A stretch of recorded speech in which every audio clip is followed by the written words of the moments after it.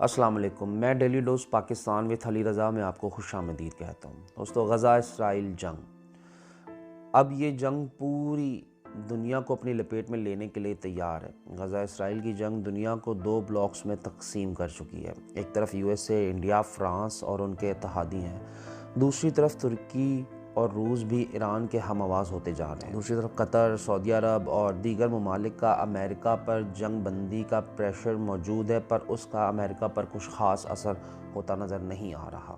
امریکہ اسرائیل کے self defence کے نام پر جاری جنگ کو مکمل سپورٹ دے رہا ہے اور دوسری طرف سیکیورٹی کونسل میں آئی جنگ بندی کی ہر قرارداد کو ویٹو کر رہا ہے۔ دوسری طرف اسرائیل ریڈی ٹو انویڈ یعنی زمینی کارروائی کی حالت میں موجود ہے، پر زمینی کارروائی سے اسرائیل باز ہے، کیونکہ اسرائیل فی الحال امریکہ کے گرین سگنل کا ویٹ کر رہا ہے، کیونکہ امریکہ کا یہ ماننا ہے کہ اسرائیل کو زمینی کارروائی سے امریکہ کو بھی جوابی کارروائی کا سامنا کرنا ہوگا۔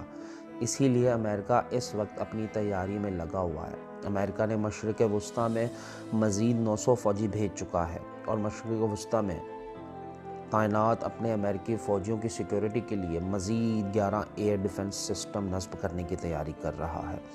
یہ سب تیاری اس لیے کی جا رہی ہے کہ اسرائیل کی غزہ میں زمینی کارروائی اور امریکہ اسرائیل کو سپورٹ فراہم کرنے کی وجہ سے امریکہ کو ایران، حماس اور ان کے اتحادیوں سے جوابی کارروائی کا خدشہ ہے۔ اسرائیل ان سب تیاریوں کا انتظار میں زمینی کارروائی سے فی الحال رک گیا ہے۔ دوستو، 7 اکتوبر سے شروع ہونے والی یہ جنگ میں اسرائیل لگاتار بمبنگ کر رہا ہے۔ ساتھ ساتھ غزہ میں کھانا، پانی، بجلی، انٹرنیٹ، فیول سب بند کر دیا گیا ہے۔ ساتھ ہی ساتھ ایک دن اسرائیل کی طرف سے ہوائی جہاز کے ذریعے پمفلیٹ گرائے جاتے ہیں جس میں لکھا ہوا تھا کہ نارتھ غزہ میں رہنے والے لوگ، ان کو یہ وارننگ دی جاتی ہے کہ وہ سب ساؤتھ غزہ کی طرف چلے جائیں۔ اب بات یہاں یہ ہے کہ غزہ کی ٹوٹل آبادی 22 لاکھ ہے اور 11 لاکھ لوگ نارتھ غزہ میں رہتے ہیں۔ ذرا سوچئے، ان 11 لاکھ لوگوں میں سے کتنے بیمار ہوں گے، معذور ہوں گے، بچے، بوڑھے اور پریگننٹ عورتیں ہوں گی۔ یہ سب کیسے نارتھ سے ساؤتھ کی طرف جا سکتے ہیں؟ ان میں ابھی وہ لوگ شامل نہیں ہیں جو اسرائیلی بمبنگ کی وجہ سے زخمی ہوئے ہیں۔ یونائٹڈ نیشنز، WHO اور دنیا کے تمام بڑے عالمی اداروں نے اس وارننگ کی مذمت کی تھی، پر اسرائیل نے اس ساری مذمت کو ہوا میں اڑا دیا۔ دوسری طرف ایران نے بہت کلیئر اسٹیٹمنٹ دی ہے کہ اگر اسرائیل غزہ میں زمینی کارروائی کرتا ہے تو اسرائیل کو کہیں اور سے بھی جواب ملے گا۔ غزہ کی جیسی ایک اور تنظیم حزب اللہ، جو لبنان سے آپریٹ کرتی ہے، وہ حماس سے زیادہ طاقتور ہے اور غزہ کو بھرپور سپورٹ کرتی ہے۔ حزب اللہ کے پاس لاکھوں راکٹس اور اسلحہ موجود ہے۔ حزب اللہ نے کچھ دن پہلے ہی راکٹس فائر کیے اور ایک اینٹی ٹینک میزائل بھی لانچ کیا گیا، جس کی وجہ سے اسرائیل کو اپنے عوام کو لبنان سے ملا سرحدی علاقہ خالی کروانا پڑا۔ دوستو، غزہ کو اگر آپ دیکھیں تو ایک طرف سمندر، دو طرف اسرائیل اور ایک طرف رفح کراسنگ، یہ ایجپٹ اور غزہ کا سرحدی علاقہ ہے جو کہ کلوزڈ ہے۔ مسلم ملک ہوتے ہوئے بھی ایجپٹ نے یہ بارڈر کراسنگ بند کر رکھی ہے۔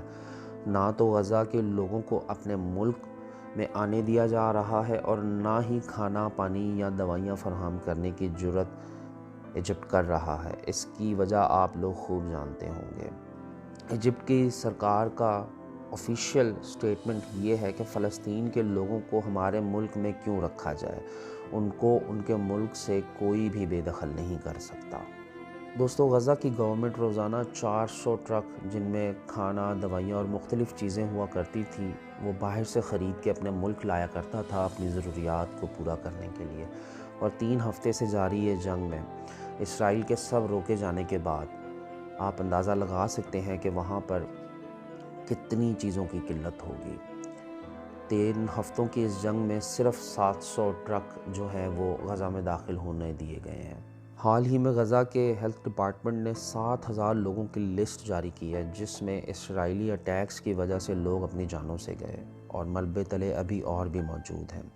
ہاسپٹلز، روڈز، مسجد سب ایک ایک کر کے تباہ کر دیا جا رہا ہے۔ اور دوسری طرف کھانا، پانی، دوائیاں، بجلی سب آلموسٹ ختم ہو چکا ہے اور پوری دنیا اس وقت صرف مذمتی بیانات کے علاوہ اور کچھ نہیں کر رہی، یا تو پھر ان کے اسرائیل کے پروڈکٹس کو بائیکاٹ کرنے کی بات کی جا رہی ہے۔